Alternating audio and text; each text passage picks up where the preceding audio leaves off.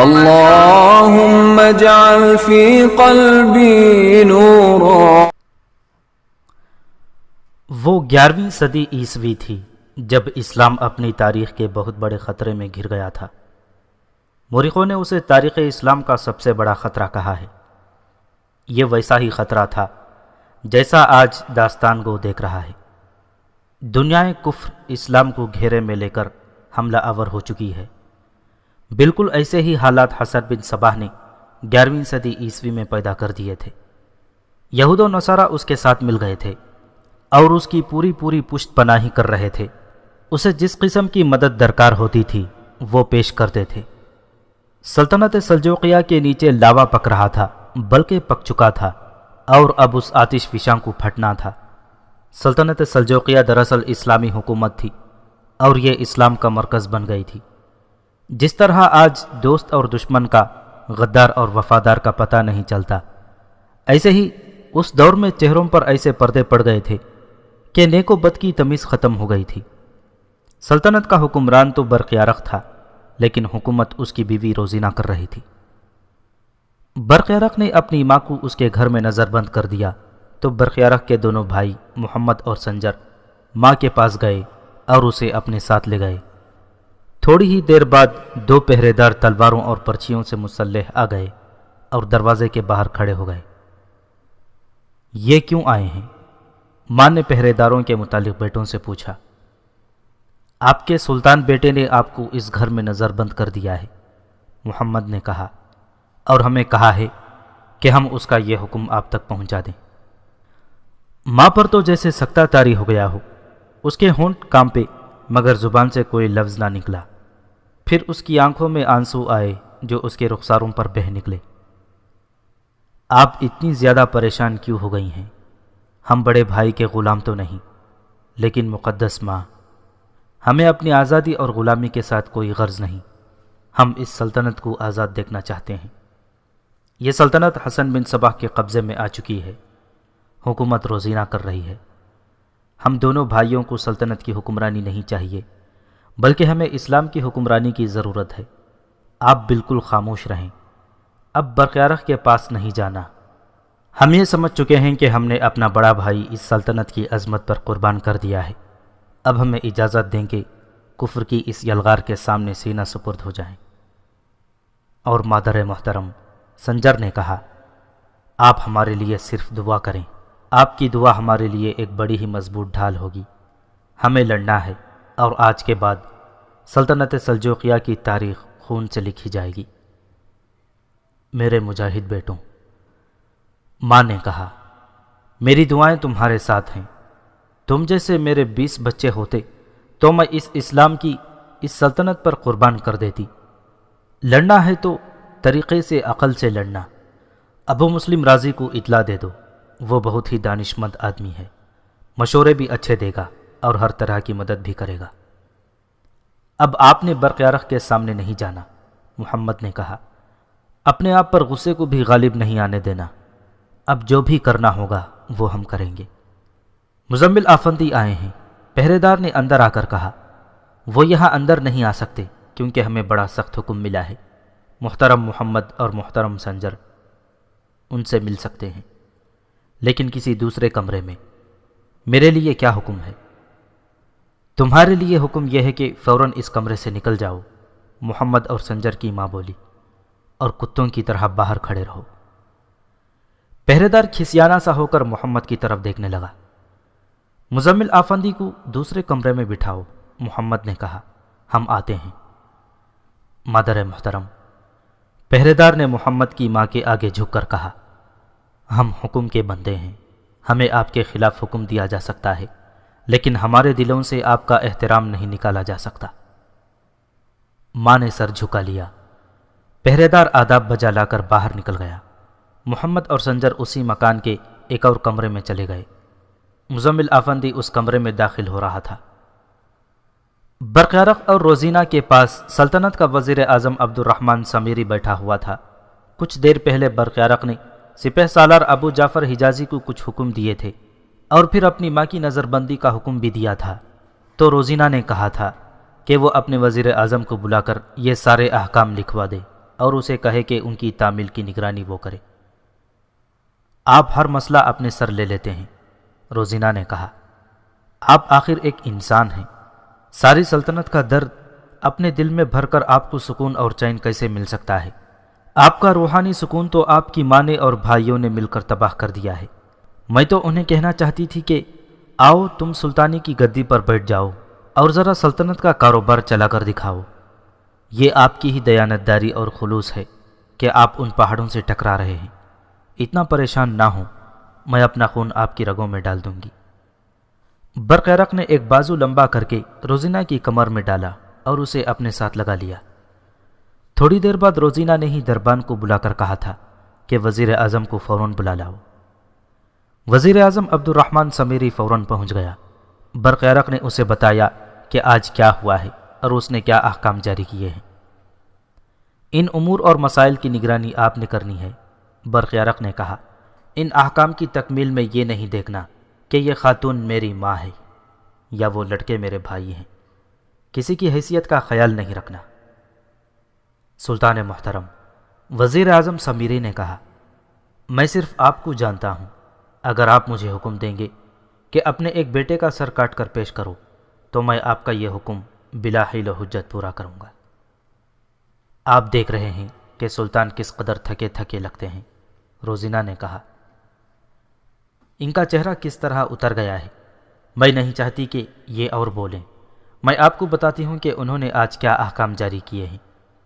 یہ تو آپ کو پتہ چل گیا ہوگا کہ سالار اوریزی کو قید خانے میں بند کرنے کے لیے لے جایا جا رہا تھا تو راستے میں محافظوں پر حملہ ہو گیا اور حملہ آور محافظوں کو قتل کر کے سالار اوریزی کو چھڑا لے گئے ہیں۔ یہ خبر مجھ تک پہنچ چکی ہے، وزیر اعظم سمیری نے کہا۔ میں نہیں جانتا کہ سلطان محترم نے کیا فیصلہ صادر کیا ہے۔ اگر ان کی جگہ میں ہوتا تو اوریزی اور اس کے حامیوں کو فوری طور پر سزائے موت دیتا۔ یہ غداری ہے۔ سلطان نے یہ حکم دیا ہے، روزینہ نے کہا۔ آج سے تیسری رات ان خیموں کو محاصرے میں لیا جائے جن میں برطرف کیے جانے والے فوجی رہتے ہیں، پھر ایک ایک خیمے میں جا کر انہیں بیدار کیا جائے اور ایک ایک جگہ اکٹھا کر کے شناخت کی جائے کہ حملہ آور کون تھے۔ ہمیں یقین ہے کہ اوریزی کو انہی میں سے چند ایک آدمیوں نے رہا کروایا ہے۔ اس کارروائی کا باقاعدہ منصوبہ تیار کر لیں، اس میں ناکامی نہیں ہونی چاہیے۔ اس کے ساتھ ہی اوریزی کو ڈھونڈنا ہے۔ آپ کے پاس جاسوس اور مخبر بھی ہیں۔ آپ جانتے ہیں کہ مفرور اور روپوش مجرم کو کس طرح ڈھونڈا جاتا ہے۔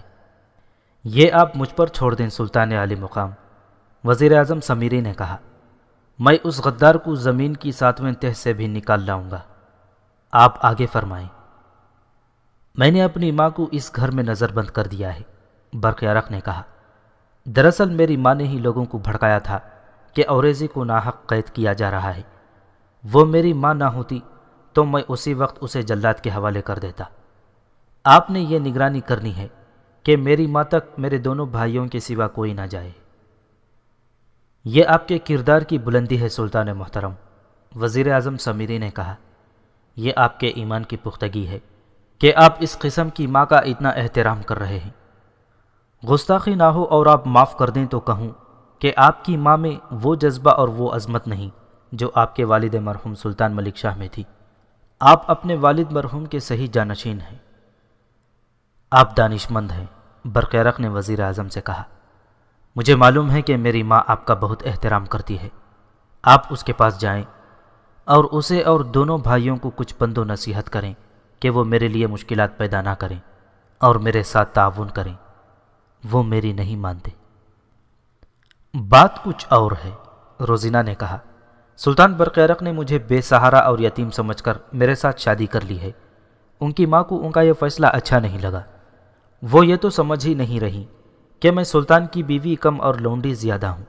میں تو ان کی خدمت کے لیے اور ان کو سکون دینے کے لیے اپنی زندگی وقف کر چکی ہوں۔ میں سب سمجھتا ہوں، وزیر اعظم سمیری نے کہا۔ آپ سلطان کے لیے بہت احسار کر رہی ہیں۔ سلطان محترم، آپ نے جو احکام آج صادر فرمائے ہیں میں انہیں خراج تحسین پیش کرتا ہوں۔ میں آپ کی والدہ اور بھائیوں کے پاس جا رہا ہوں۔ میں جانتا ہوں اور برملا کہوں گا کہ آپ کی والدہ کا دماغ چل گیا ہے۔ میں سلطنت کی بقا اور سلامتی کا واسطہ دے کر انہیں اور آپ کے بھائیوں کو راہ راست پر لانے کی کوشش کروں گا۔ مجھے امید ہے کہ وہ میری بات سن لیں گے۔ سلطان برقیارق نے وزیر اعظم کو جانے کی اجازت دے دی۔ وزیر اعظم جانے لگا تو اس نے برقیارق کی نظر بچا کر روزینہ کو آنکھ سے اشارہ کیا۔ وہ باہر نکلا تو روزینہ بھی اس کے پیچھے پیچھے چلی گئی۔ کچھ آگے جا کر دونوں ایک کمرے میں چلے گئے۔ کوئی خاص بات ہے؟ روزینہ نے وزیر اعظم سے رازدارانہ لہجے میں پوچھا۔ سلطان بہت ہی پریشان ہیں، وزیر اعظم نے کہا۔ میں جانتا ہوں کہ آپ ان کا بہت زیادہ اور ہر وقت خیال رکھتی ہیں، لیکن انہیں مزید سکون اور اطمینان کی ضرورت ہے۔ میں آپ کے جذبہ ایثار کی تعریف کر ہی نہیں سکتا، پھر بھی میں آپ سے کہتا ہوں کہ سلطان کو اور زیادہ سکون اور سہارے کی ضرورت ہے۔ میں یہ بھی جانتا ہوں کہ ماں اور بھائیوں نے ان کی پریشانیوں میں اضافہ کر دیا ہے۔ میں یہی کچھ کر سکتا ہوں کہ سلطان کی ذمہ داریاں خود سنبھال لوں، لیکن گھر میں آپ نے ان کا خیال رکھنا ہے جو آپ رکھ رہی ہیں۔ میں نے بس اتنی سی بات کہنی تھی۔ مجھے آپ کے ہی تعاون کی ضرورت ہے، روزینہ نے کہا، اور وزیر اعظم سمیری کا دایاں ہاتھ اپنے دونوں ہاتھوں میں لے کر چوم لیا۔ وزیر اعظم عبد الرحمن سمیری نے مشفق باپ کی طرح روزینہ کے سر پر ہاتھ رکھا اور چلا گیا۔ جس وقت وزیر اعظم سمیری سلطان برقیارق سے اس کے احکام اور روزینہ سے اس کی باتیں سن رہا تھا، اس وقت مزمل آفندی محمد اور سنجر کے پاس بیٹھا انہی مسائل پر باتیں کر اور سن رہا تھا۔ اسے خبر ملی تھی کہ سالار اوریزی کو کچھ حملہ آوروں نے رہا کرا لیا ہے، تو اسی وقت محمد اور سنجر کے پاس آ گیا تھا۔ محمد نے اسے سنایا کہ برقیارق نے ماں کو نظر بند کر دیا ہے۔ برقیارق نہ کہو، مزمل آفندی نے کہا، روزینہ کہو۔ سلطان برقیارق کی حیثیت اتنی نہیں ہے کہ وہ سلطان ہے، فیصلے روزینہ کرتی ہے۔ یہ بات کوئی نئی نہیں۔ میں بات کرنے آیا ہوں کہ سالار اوریزی کی رہائی ہمارے لیے بہت ہی خوشگوار بات ہے۔ اس سے یہ ثبوت ملتا ہے کہ ہمارا محاذ مضبوط ہے۔ اب ہمیں یہ سوچنا ہے کہ آگے کیا کرنا ہے۔ مجھے پتہ چل جائے کہ سالار اوریزی کہاں روپوش ہے تو میں اس کے پاس چلا جاؤں گا اور اس سے پوچھوں گا کہ ادھر ہم کیا کریں۔ وہ خاصی باتیں کر چکے تھے اور اب یہ سوچ رہے تھے کہ کیا کیا جائے کہ وزیر اعظم عبد الرحمن سمیری کمرے میں داخل ہوا۔ اسے دیکھ کر مزمل، محمد اور سنجر تعظیماً اٹھ کر کھڑے ہو گئے۔ وزیر اعظم نے تینوں سے ہاتھ ملایا اور سب بیٹھ گئے۔ کہو لڑکوں، وزیر اعظم سمیری نے پوچھا، کیا باتیں ہو رہی ہیں؟ مزمل، تمہیں بڑے عرصے بعد دیکھا ہے، آپ تو جانتے ہیں کہ ہم کیا باتیں کر رہے ہوں گے، محمد نے کہا۔ سالار اوریزی کی رہائی کی باتیں ہو رہی تھیں۔ مزمل اس سلسلے میں آیا ہے۔ اچھا ہوا آپ بھی آ گئے، نہ آتے تو میں آپ کے پاس آ جاتا۔ سلطان نے طلب فرمایا تھا، وزیر اعظم نے کہا۔ انہوں نے اپنے وہ احکام اور فیصلے مجھے سنائے ہیں جو انہوں نے آج صادر فرمائے ہیں۔ آپ کی والدہ محترمہ کو نظر بند کر دیا گیا ہے۔ یہ تو کہنے والی بات ہی نہیں، نہ کہنے کی مزید ضرورت ہے کہ روزینہ نے تو سلطان کو بولنے ہی نہیں دیا۔ ایک حکم مجھے اور ملا ہے، وہ یہ کہ میں تم دونوں اور آپ کی والدہ کو سمجھاؤں کہ آپ سب سلطان سے تعاون کریں اور ان کے لیے مزید پریشانیاں پیدا نہ کریں۔ آج اپنی ماں کو نظر بند کیا ہے، مزمل نے کہا، کچھ دنوں بعد دونوں بھائیوں کو سزا موت دے دے گا۔ وہاں تک نوبت نہیں پہنچنے دی جائے گی، وزیر اعظم نے کہا۔ میں زندہ اور سلامت موجود ہوں۔ میں سلطان اور سلطانہ کی جڑوں میں بیٹھا ہوا ہوں۔ اگر تم لوگ مجھے ان کے ساتھ باتیں کرتے اور ان کی باتیں سنتے دیکھو اور میں وہاں جو غلامانہ حرکتیں کرتا ہوں تم دیکھ لو تو میرے ساتھ بات کرنا ہی گوارا نہ کرو۔ تم کہو گے کہ یہ تو کوئی خاندانی غلام ہے، لیکن میں نے دونوں کو اپنی مٹھی میں لے رکھا ہے۔ روزینہ تو میری مرید بن گئی ہے۔ اب یہ سوچنا ہے کہ ہم نے کیا کرنا ہے۔ اوریزی کی رہائی ہمارے محاذ کی بہت بڑی کامیابی ہے۔ میں صرف ایک بات جاننا چاہتا ہوں، مزمل نے کہا، اوریزی کہاں روپوش ہے؟ میں اس تک پہنچنا چاہتا ہوں۔ اس سے ہدایت لینی ہے کہ میں کیا کروں۔ آج رات کو نہیں تو کل تک مجھے یہ پتہ چل جائے گا، وزیر اعظم سمیری نے کہا۔ تم نے اس سے کوئی ہدایت نہیں لینی، نہ اس کے پاس جانا ہے۔ سلطنت کے سرکاری مخبر اسے ڈھونڈ رہے ہیں، کہیں ایسا نہ ہو کہ وہ آپ کے پیچھے پیچھے وہاں تک پہنچ جائے۔ تم لوگوں کو اب جو ہدایت ملیں گی وہ مجھ سے ملیں گی۔ بات یہ ہے محترم، محمد نے کہا، مزمل بہت ہی بے تاب ہو رہا ہے کہ باطنیوں کے خلاف کسی جارحانہ کارروائی میں شامل ہو۔ بیتاب نہیں ہونا مزمل، وزیر اعظم نے کہا، اپنے آپ کو ٹھنڈا رکھنا ہے اور جذبات کو قابو میں رکھنے کی شدید ضرورت ہے۔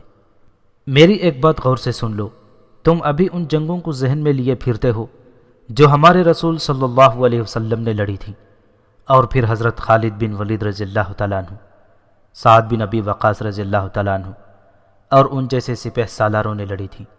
ہمارے دلوں میں وہ عسکری روایات تو زندہ موجود ہیں، لیکن اب جس جنگ کا ہمیں سامنا ہے وہ ان غزوات اور باطنی لڑائیوں سے بالکل ہی مختلف ہے۔ ہماری روایت تو یہ ہے کہ مسلمانوں نے کفار کا مقابلہ میدانوں میں کیا ہے، 1000 کو 313 نے اور 1.25 لاکھ کے لشکر کو صرف 40,000 کے لشکر نے شکستیں دی تھیں۔ انہوں نے رومیوں اور فارسیوں کو ہر میدان میں شکست دی۔ وہ آمنے سامنے کی لڑائیاں تھیں، لیکن اب ہمارا پالا جس دشمن کے ساتھ پڑا ہے وہ میدان میں نہیں آ رہا بلکہ زمین کے نیچے سے وار کر رہا ہے۔ مسلمان اس قسم کی جنگ سے واقف نہیں، یہی وجہ ہے کہ آج یہ سلطنت ایک بھیانک خطرے میں پڑ گئی ہے۔ شاید تم جانتے ہوگے کہ اس شہر میں بے شمار باطنی پہنچ چکے ہیں اور ان میں اضافہ ہو رہا ہے۔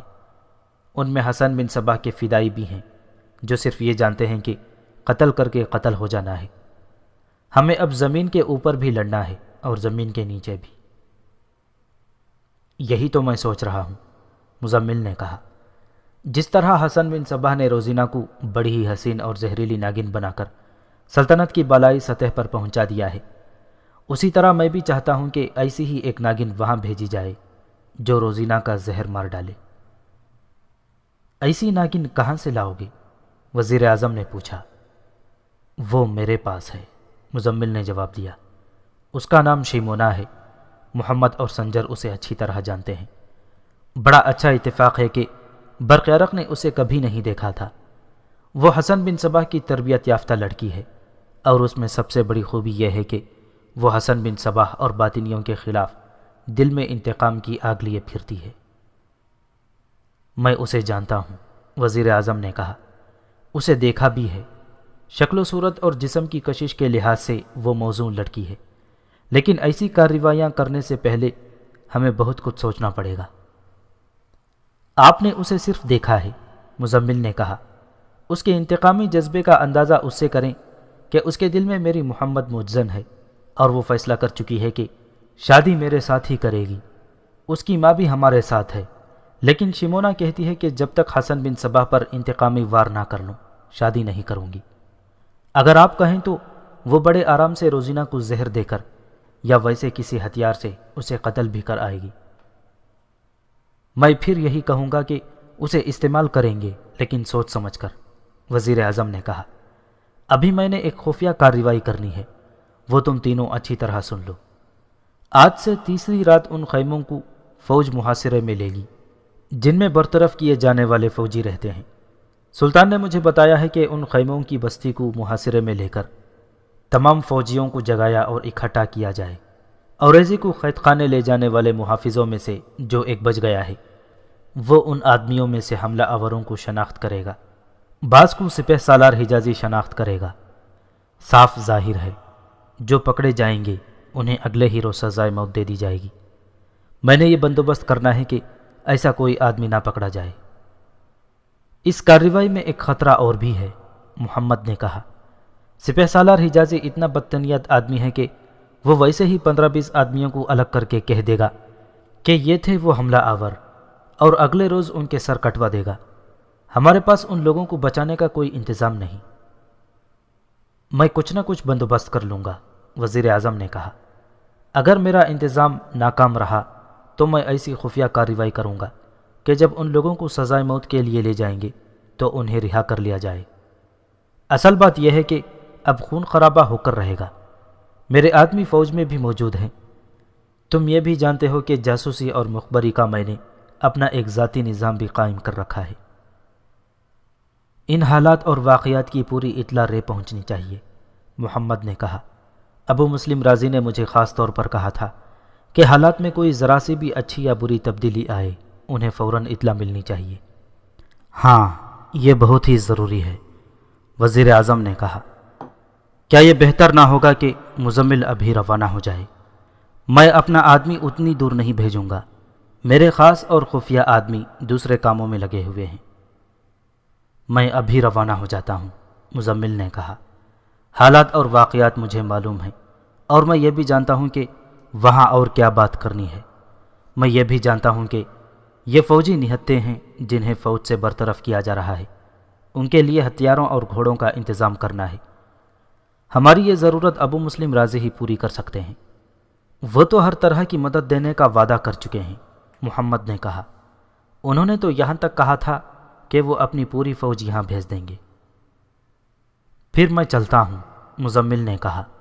آپ شمونا پر غور کرنا، وہ کسی طرح سے سلطان اور روزینہ تک پہنچ جائے تو، اور کوئی شدید کارروائی کرے نہ کرے، جاسوسی اور مخبری تو کرے گی ہی، یہ بھی تو ہماری ضرورت ہے۔ تم واپس آ جاؤ تو یہ بات بھی کر لیں گے، وزیر اعظم سمیری نے کہا۔ یہ کام کرنا ہی پڑے گا۔ تم جاؤ، تیار ہو کر روانہ ہو جاؤ، خالی ہاتھ نہ چل پڑنا، تمہارے پاس 2 یا 3 ہتھیار ہونے چاہیے اور گھوڑا کمزور نہ ہو۔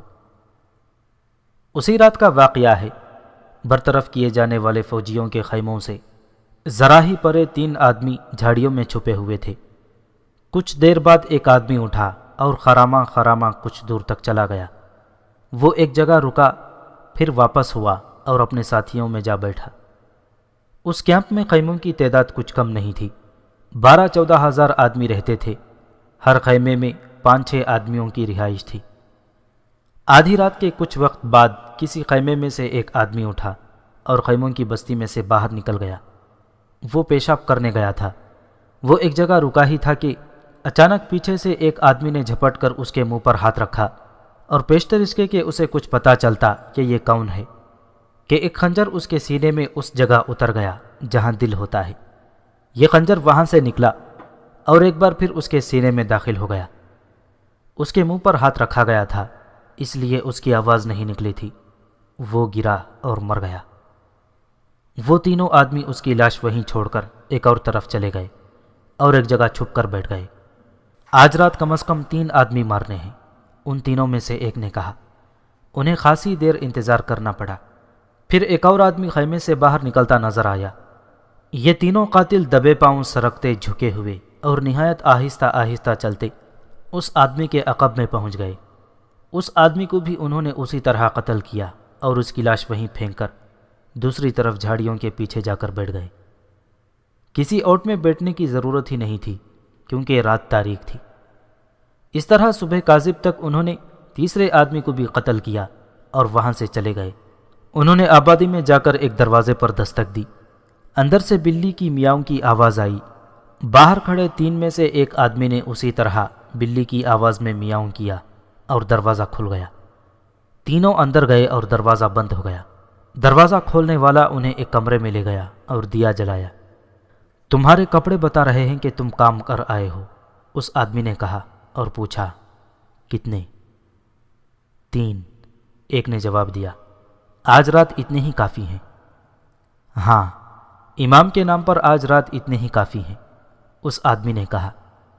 باقی قتل و غارت وہ خود ہی آپس میں کر لیں گے۔ اب تم سو جاؤ، اگلا کام کرنے والے جلدی اٹھ جائیں گے، انہیں میں اطلاع دے دوں گا۔ یہ اس طبیب کا گھر تھا جس کے متعلق مشہور تھا کہ اس کے ہاتھ میں شفا تھی۔ اسی نے اپنے آدمیوں کو یہ حکم سنایا تھا کہ علمود سے امام کا حکم آیا ہے کہ مرو کو خون میں ڈبو دو، ہر روز 3-4 آدمی قتل ہونے چاہیے۔ اگلی صبح خیموں کی اس بستی میں جب یہ خبر پہنچی کہ ان کے 3 ساتھی باہر مرے پڑے ہیں اور انہیں خنجر لگے ہیں تو ایک ہنگامہ بپا ہو گیا۔ ہزارہ سابق فوجی اکٹھے ہو گئے۔ راہ جاتے لوگ بھی وہیں رک گئے۔ شہر میں خبر پہنچی تو لوگ ادھر ہی کو اٹھ دوڑے۔ ایک آواز اٹھی کہ فوجیوں نے، یعنی ان فوجیوں نے جنہیں فوج میں رکھا جا رہا تھا، اپنے عہدیدار کے خون کا بدلہ لیا ہے۔ یہ آواز ہوا کے تیز جھونکے کی طرح ہر طرف پھیل گئی، اور ذرا سی دیر میں یہی بات ہر کسی کی زبان پر تھی کہ حاضر فوجیوں نے سابق فوجیوں کے 3 بندے مار ڈالے ہیں۔ داستان کو پہلے سنا چکا ہے کہ فوج میں رہنے والے ایک عہدیدار کی لاش ملی تھی، اور یہ یقین کر لیا گیا تھا کہ فوج میں سے نکالے جانے والے 2 آدمیوں نے اسے قتل کیا ہے۔ سپہ سالار حجازی نے ویسے ہی کسی ثبوت اور شہادت کے بغیر سابق فوجیوں کے 2 آدمی پکڑ کر جلادوں کے حوالے کر دیے تھے۔ اس سے ایسا فساد اٹھا جو خانہ جنگی کی صورت اختیار کر گیا۔ سپہ سالار ابو جعفر حجازی کو اطلاع ملی تو وہ اپنے محافظوں کو ساتھ لیے گھوڑا دوڑاتا پہنچا۔ خیموں میں رہنے والے سابق فوجیوں نے اسے گھیر لیا۔ اس قدر شور و غل اور احتجاج کا ایسا ہنگامہ کہ کچھ پتہ نہیں چلتا تھا کہ کون کیا کہہ رہا ہے۔ سپہ سالار حجازی نے بڑی مشکل سے سب کو خاموش کروایا اور کہا کہ کوئی ایک ذمہ دار آدمی بات کرے۔ میں بات کرتا ہوں، ایک نائب سالار سب کی نمائندگی میں بولنے لگا۔ اسے بھی فوج سے برطرف کیا جا رہا تھا اور وہ انہی خیموں میں رہتا تھا۔ اس نے کہا، حاضر نوکری کا ایک عہدیدار قتل ہو گیا تو ہمارے 2 آدمیوں کو ویسے ہی پکڑ لیا گیا تھا، اب ہمارے 3 آدمی قتل ہو گئے ہیں۔ حاضر فوجیوں کے 6 آدمی پکڑ کر ہمارے سامنے جلادوں کے حوالے کیے جائیں۔ سپہ سالار حجازی نے انہیں ٹھنڈا کرنے کی بہت کوشش کی اور کہا کہ وہ سلطان کے پاس جا رہا ہے اور وہاں سے حکم لے کر واپس آئے گا۔ حجازی سلطان برقیارق کے پاس جانے کے بجائے وزیر اعظم عبد الرحمن سمیری کے پاس چلا گیا اور اسے بتایا کہ پہلے ادھر سے 1 آدمی قتل ہوا تھا، اب ادھر سے خیموں میں رہنے والے 3 آدمی قتل ہو گئے ہیں۔ وزیر اعظم نے سپہ سالار حجازی کو ساتھ لیا اور دونوں سلطان برقیارق کے پاس چلے گئے اور اسے نئی واردات سنائی۔ سلطان عالی مقام سپہ سالار حجازی نے کہا، میں تو یہ سمجھتا ہوں کہ حاضر اور برطرف فوجیوں میں دشمنی پیدا ہو گئی ہے۔ میرا مشورہ تو یہ ہے کہ برطرف شدہ فوجیوں کو فارغ کر کے گھروں کو بھیج دیا جائے۔ ایسا ہرگز نہ کرنا، وزیر اعظم نے کہا، یہاں وہ نہتے پڑے ہیں، انہیں فارغ کیا گیا تو یہ ہتھیار اٹھا لیں گے اور بڑا ہنگامہ ہوگا۔ وزیر اعظم سمیری نے یہ جو مشورہ دیا تھا اس سے اس کا مقصد کچھ اور تھا۔ اس کا جو منصوبہ تھا اس کے مطابق وہ ان سابق فوجیوں کو یہی رکھنا چاہتا تھا۔ یہ اس کی خفیہ فوج تھی جسے اس نے خانہ جنگی کی صورت میں سلطان کی فوج کے خلاف استعمال کرنا تھا۔ اس نے سلطان برقیارق سے منوا لیا کہ انہیں ابھی یہاں سے جانے نہیں دیا جائے گا۔ ادھر خیموں میں رہنے والے سابق فوجی للکار رہے تھے کہ وہ اپنے مقتولوں کا بدلہ لیں۔ شہر میں بھی یہ افواہ گردش کر رہی تھی کہ حاضر فوجیوں نے سابق فوجیوں کے 3 آدمی قتل کر دیے ہیں۔ کچھ لوگ کہتے تھے کہ یہ غلط ہے۔ بعض جگہوں پر شہری ایک دوسرے سے الجھ بھی پڑے۔ ابھی کسی کے ذہن میں شک تک نہیں آیا تھا کہ یہ آگ لگانے والے باہر کے لوگ ہیں اور وہ ایسی صورتحال پیدا کرنا چاہتے ہیں جو ہو چکی ہے۔ یہ افواہیں حسن بن صباح کے آدمی پھیلا رہے تھے۔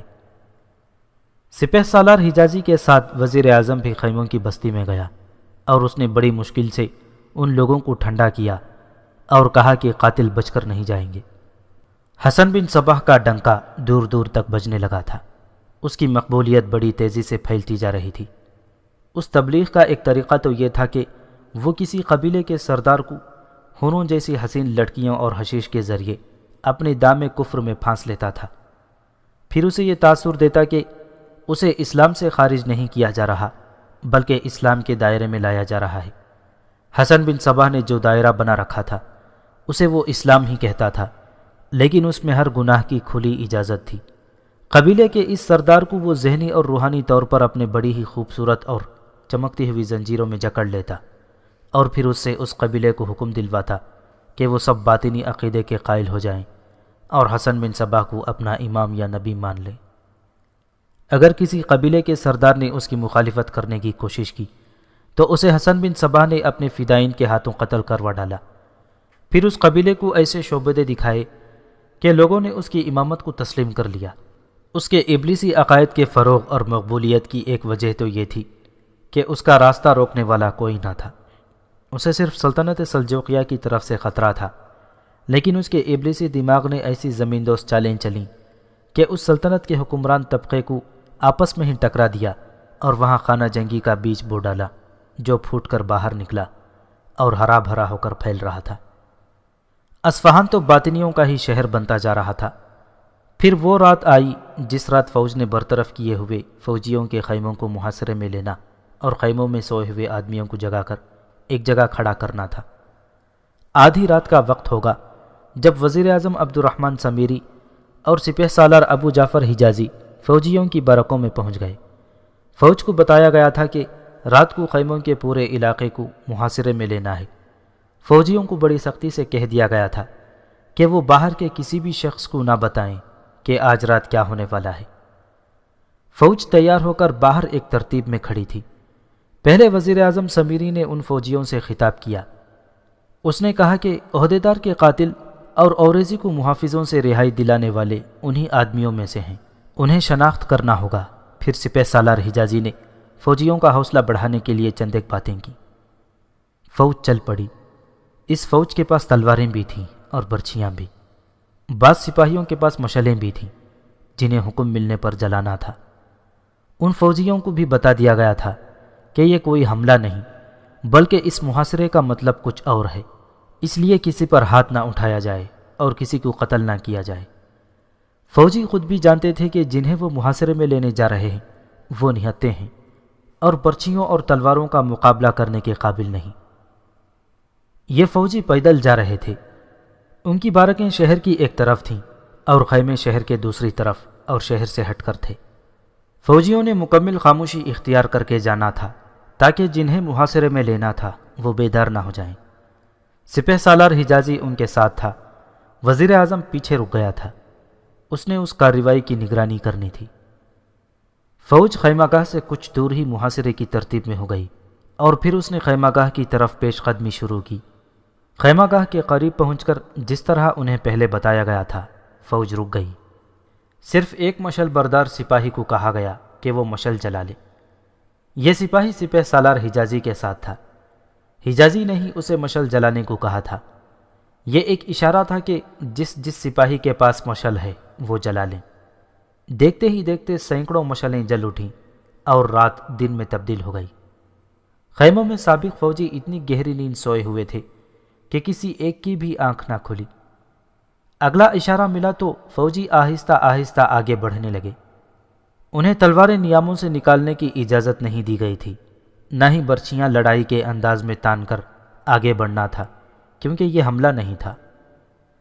پہلے خیمے کے پردے اٹھائے گئے اور مشل کی روشنی میں اندر دیکھا گیا تو وہاں کوئی ایک بھی آدمی نہیں تھا۔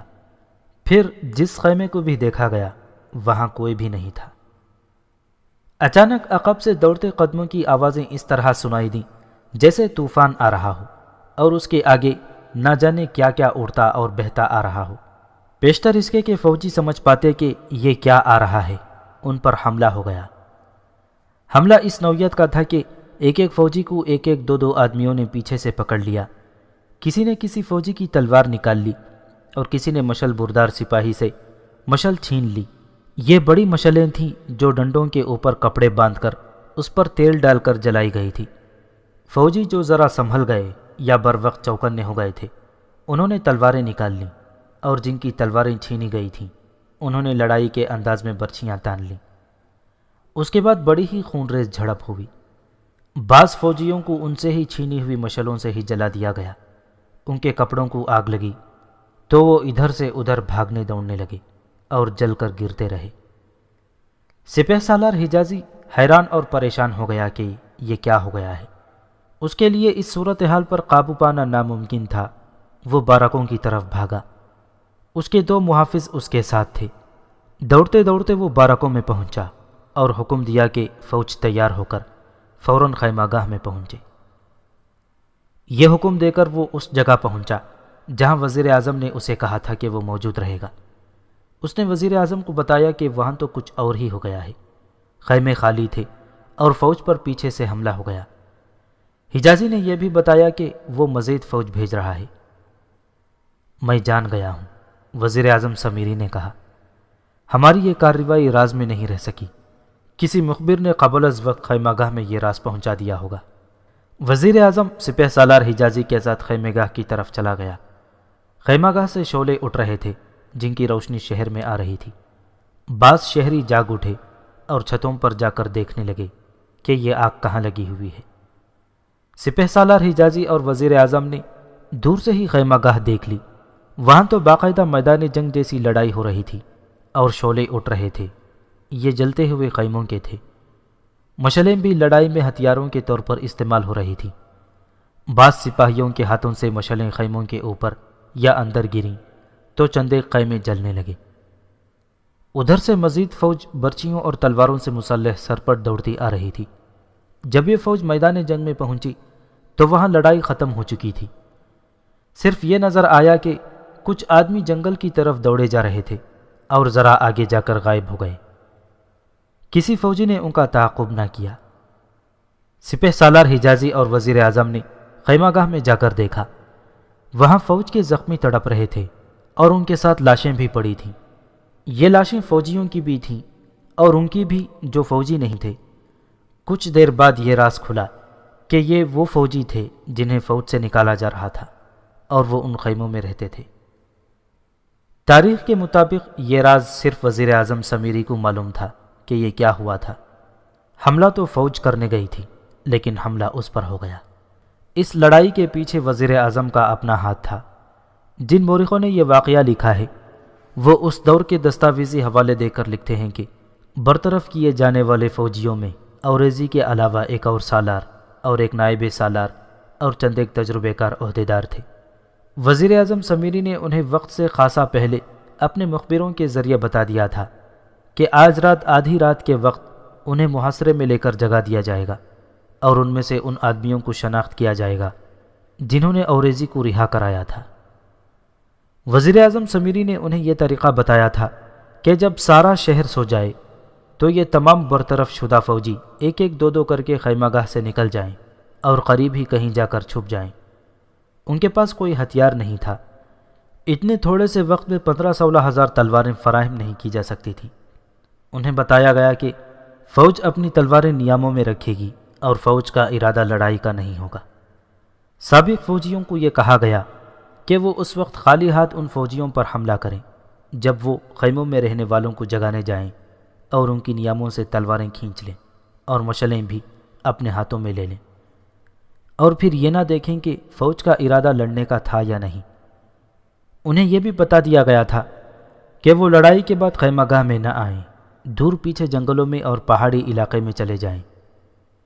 یہ بھی بتایا گیا تھا کہ انہیں اکٹھا کر لیا جائے گا اور پھر بتایا جائے گا کہ وہ کیا کریں گے۔ وزیر اعظم کا یہ منصوبہ توقع سے زیادہ کامیاب رہا۔ جب فوج کی کمک پہنچی تو وہاں زخمیوں اور لاشوں کے سوا کچھ بھی نہیں تھا یا جلتے ہوئے خیمے تھے۔